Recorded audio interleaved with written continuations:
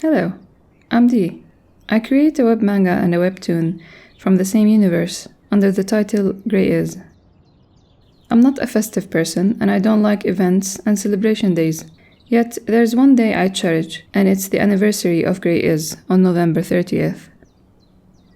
I also don't like round numbers, and I don't make a big deal out of milestones which are connected to round numbers. But here I am, doing a video specifically for the 10th anniversary of Grey Is. I think the motivation was that this year I had a slightly bigger and an interactive audience, which has its good and bad sides. However, it taught me a lot about myself and what I need to work on so that I can preserve both that kind audience and myself. I asked the readers on Discord to throw any questions they're curious about in regards to this 10-year journey. I received 11 questions, thankfully, not 10. I will use footage of all my transportation rides from 3 trips to Japan. There is only one footage of an ant's view of the skies, which were taken in Jordan. I watched the video multiple times and I wasn't bothered, but I'm worried that there will be people who will feel sick from all the moving footage, so this is your heads up. I really just want to dump all the enormous amount of gigabytes of footage I have in single videos, and life is always like a journey, so I thought it fitting. I tried to fit some scenes to what I'm saying, but if you can't watch, I believe the audio suffices on its own. So, without further ado, here goes. What are things you think about, lessons you learned, when you now, 10 years down the road, look back and reflect on your beginnings and journey? What would you like to tell your former you? Are there things you would want to change? Things you would have wanted to happen faster or taken more at ease? Like focused more or less? Honestly, I wouldn't tell her a thing. I mean, she wouldn't listen anyway, because 1, she's stubborn and rebellious, and 2, if I tried to sell her the idea that I'm her in the future, well, you wouldn't want more theories infesting that poor head. Real talk though, I really wouldn't change a single thing, and I regret nothing. On one hand, I never thought while creating, and everything came at its own good or bad times, and folding in place, and when it fell out of place, I learned something from it. On the other hand, I thought about decisions and opportunities a lot, and covered all bases before taking a step when it comes to sharing and interacting, so there's nothing to regret. But there's something that isn't related to creating or sharing, but more about life around me that I regret. Just one incident that I'd like to share in hopes that no one would go down that route. It was by the end of 2011 after I published the first book and got into my head that I'm the real deal. There are a lot of weird actions I took back then out of overconfidence, borderline egotistical. And it's a natural progression in knowledge. You don't know and you feel stupid, so you learn. You know a bit and feel superior, then you continue to learn hopefully and become humble because you know you'll never be able to completely know. Now back to the subject. I got a little too serious, and there are many aspects that now in hindsight went wrong in art and in business, but my biggest regret is how serious I took my career that I shoved everyone aside for it. There was one person in my life that I felt loved me unconditionally for completely who I am, and that was my uncle from my mother's side. My parents love me unconditionally, of course, but there are obligations and rights and sacrifices and many things in a family that require you to be or do things differently than who you are, and you'll do it gladly. But with my uncle, may he rest in peace, it was completely out of any responsibilities, and he was the only person I felt young around. I didn't see him the last few times he came to the house because I was working, or quote-unquote working. I didn't go with my mom to the hospital to see him before his not-so-critical surgery because I was lazy or had to sleep to wake up and quote-unquote work or whatever, even though he asked to see me. He didn't make it past the surgery, and it turned out his condition had been worse than he had shared. That is my one regret in my whole life. It doesn't kill me, and I've learned from it, hopefully, or at least try to keep it in mind constantly, but it hurts still. So, if I would change anything, it would be just that. I'd either visit him in the hospital, or I'd get up and greet him in the room next to where I was sitting working on Volume 2 when Mom told me to come see him, and I said, "He comes every other day, I'll do it next time. I gotta finish this today." Have you thought to stop Grey Is for a while to plan, start another story, short or big one? Do you think that if you had a team, you could have done more stories in this time and do Grey Is as the main one? I tried more than once to write some of the stories I have in my brain. I did with contests, and I imagined that I'd be able to work on a story on the side, which I wouldn't even mind having people to help me with in lining or coloring and such. But I found out fast that I simply don't have the mindset, or more like, I don't have the strength to change mindsets to fit different universes easily. I'm fully invested in Grey Is, and while I can, and I did connect to something else, I honestly rather put that strength to switch moods in something else outside of creating, for my own personal growth or for the benefit of others I care for, near or far. If you had one wish that can involve your whole 10 years of experience, what would it be? For example, just having more readers, or for people to stop doing something regarding the series that might be bothering. Maybe already have the script for the whole series, anything. I'd say I'd love to have a guarantee that no one would feel actual real pain from my story, or be motivated to wrong themselves from something I've written.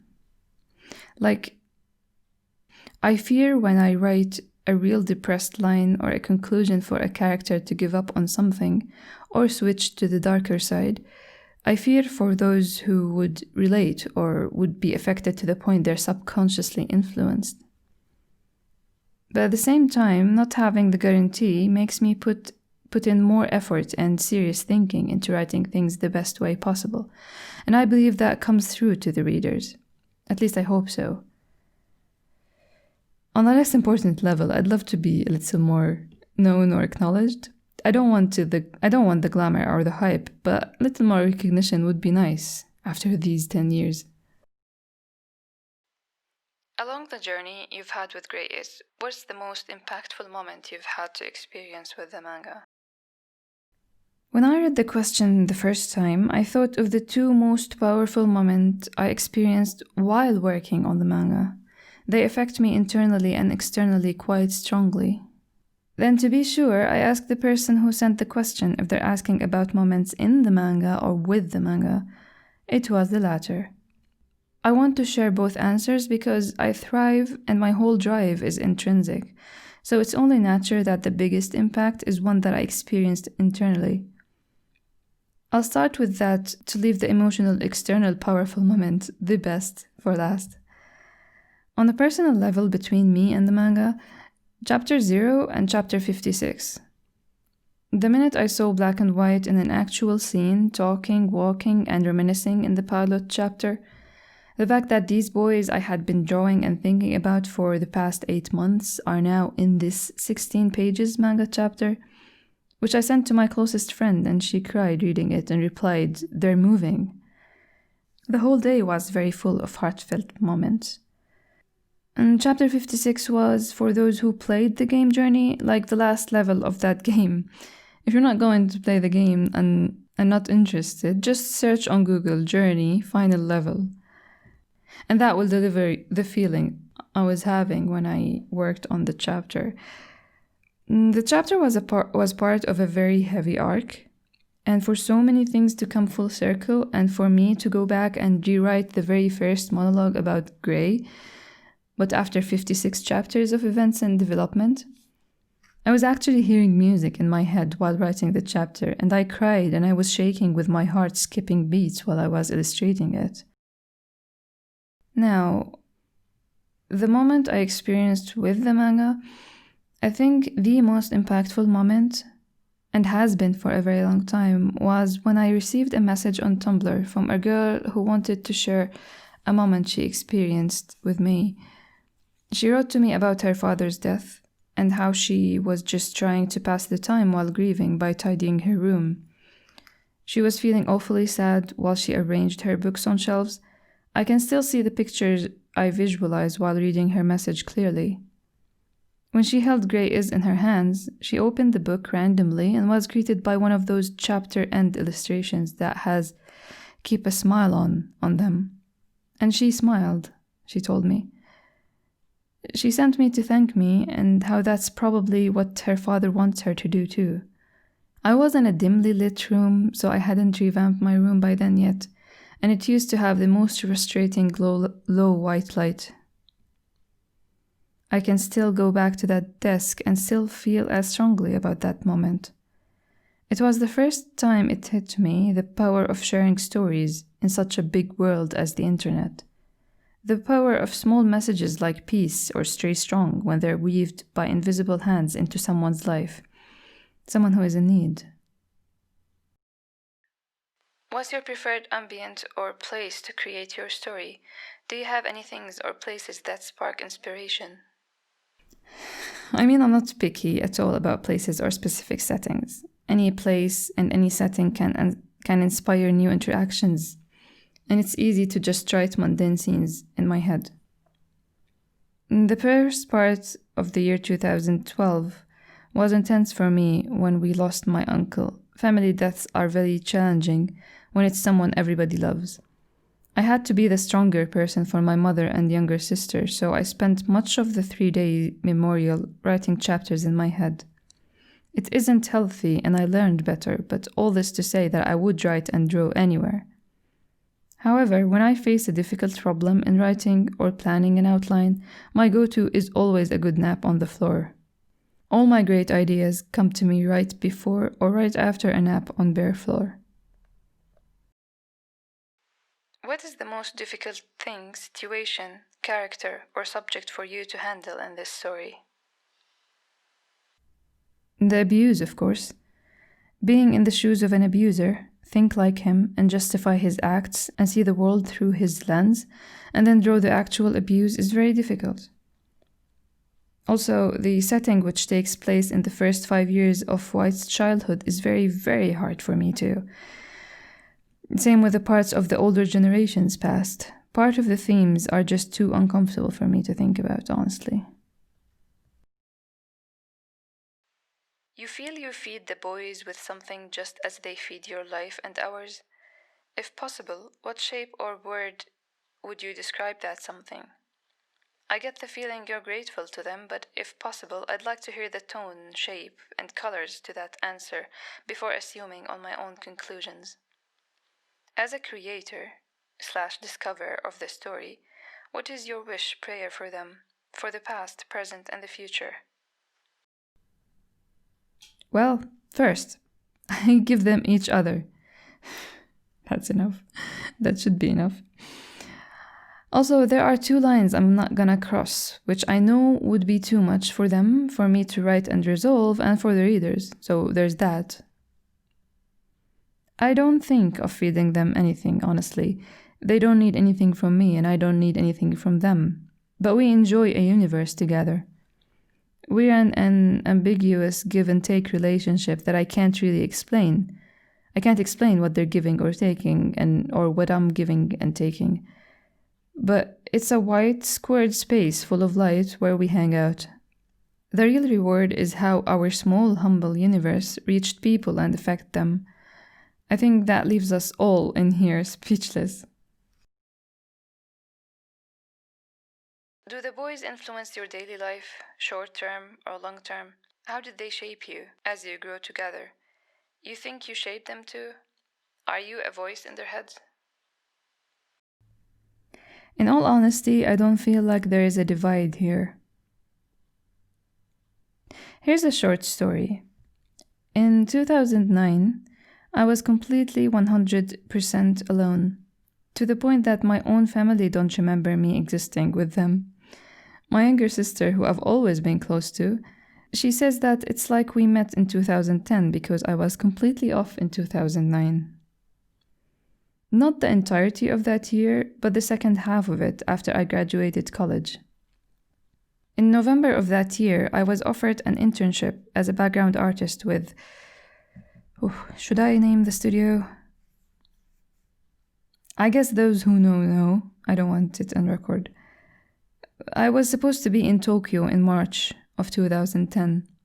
But after much back and forth, I declined the offer for personal reasons related to my family. And it was really sad at first for me, even though I made the decision on my own.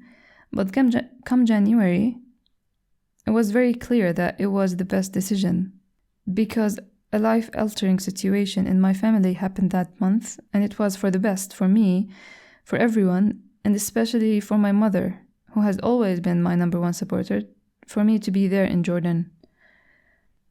Still, even while understanding that, for multiple reasons entirely unrelated to the internship, I was depressed and dark.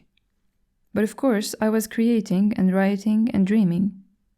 I wanted to be an animator still, and I wanted to prove myself to the studio still, which at the time was the only contact I had, so I hung all my dreams towards. Hatsune Miku was big at that time. I never liked Vocaloid because their voices, but I couldn't not shake something that big when I see all the artists I like going all in for it. I looked up a playlist and put it on the side while I drew. There was this one song which melody struck a chord with me. I looked up and it was called Light Song, and I'm very fond of the word light. To this day, I haven't looked up the lyrics. But based on the melody alone, I picked that song and decided to make an animation for that 3 or 4, 5-minute song. I wanted to thank the one companion I have and had my whole life. My art, my original characters. I had many original characters and I assigned each group for a section in the song. I wanted to show how my original characters defended me because I draw comics about my hardships in college. How they offer themselves for me to draw when I'm sad, cry for me, laugh for me. How I use them to draw something and gift for others to like me. How in the end I spent all my time with them and them alone. I remember it all in my head vividly, how the music video is gonna play. I remember in the bridge section, it was a part where it's only music.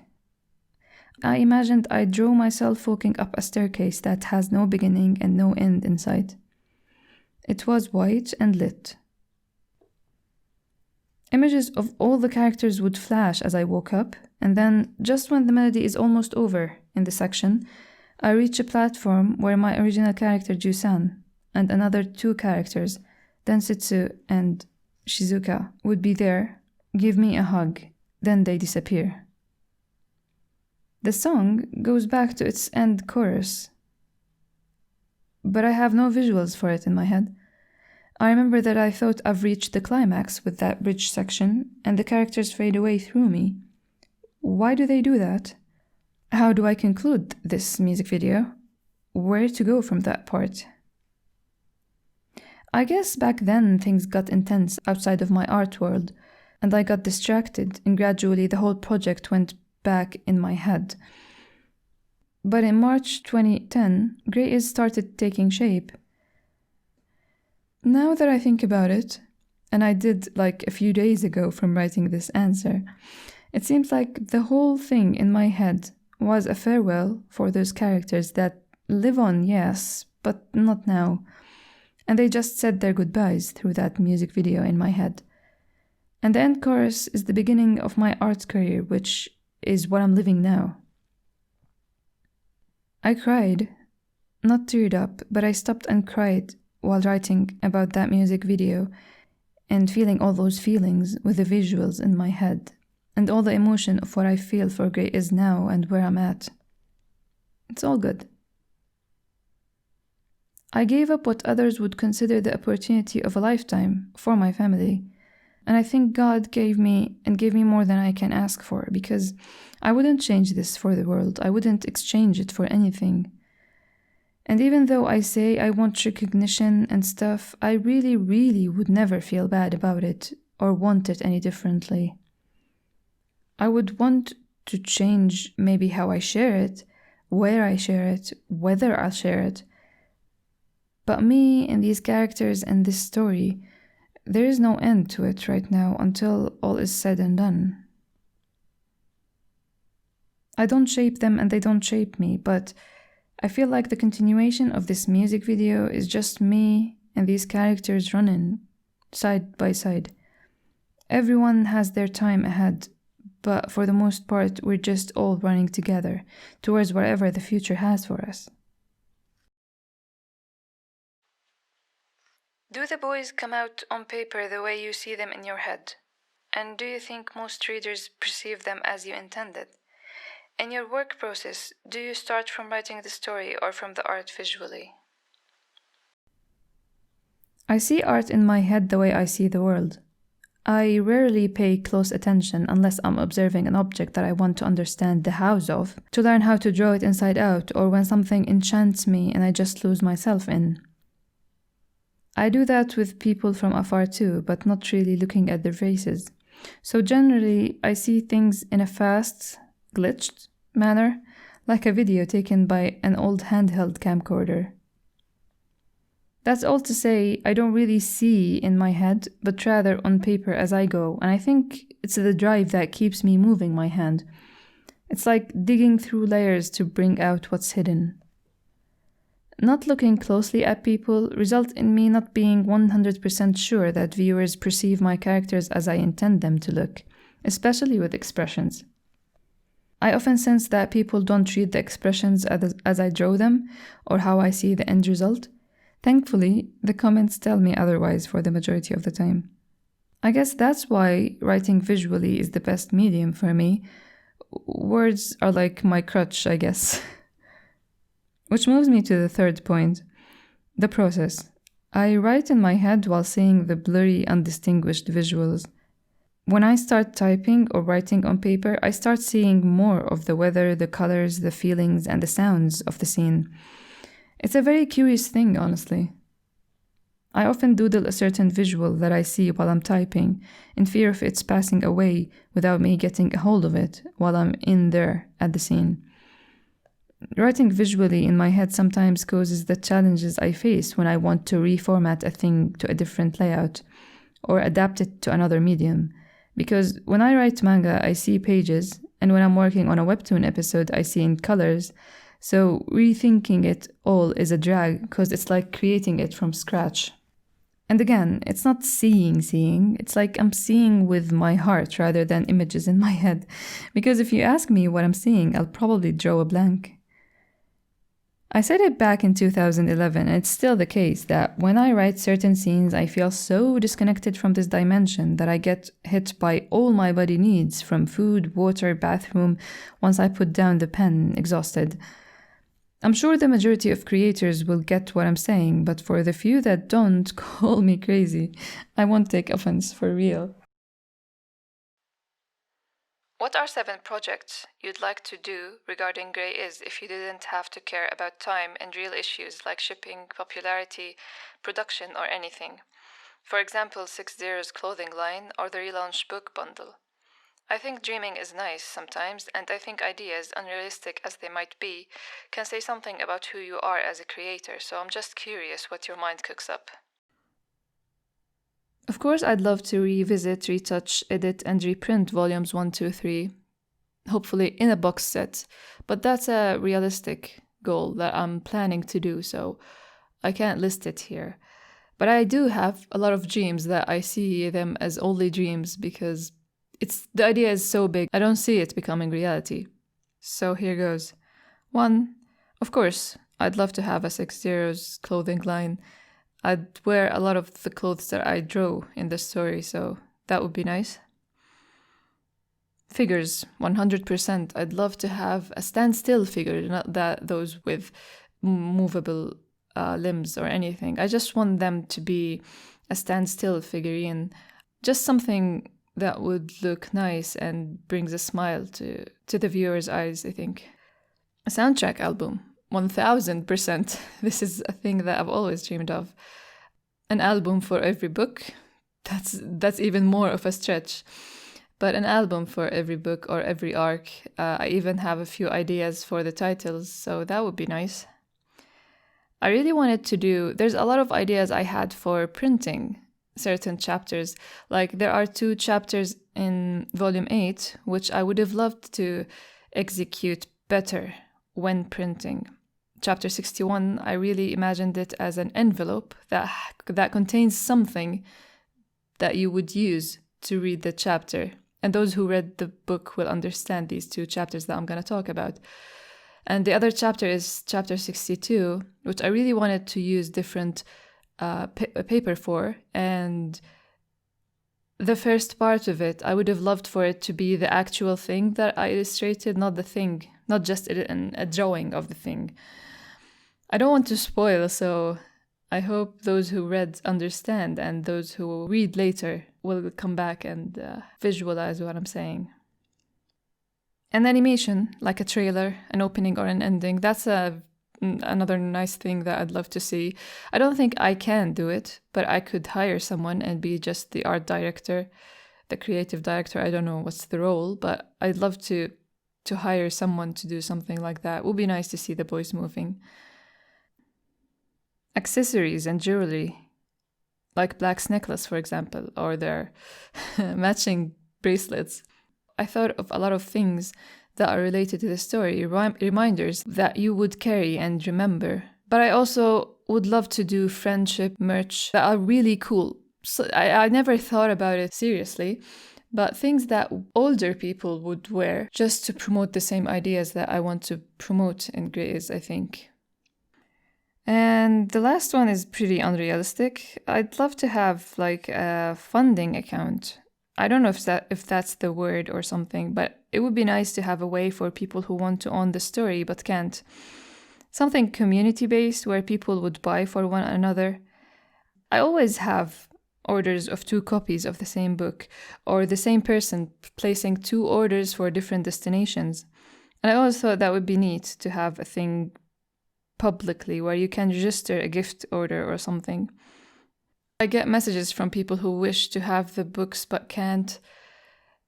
People who would love to buy the books for a friend or a partner.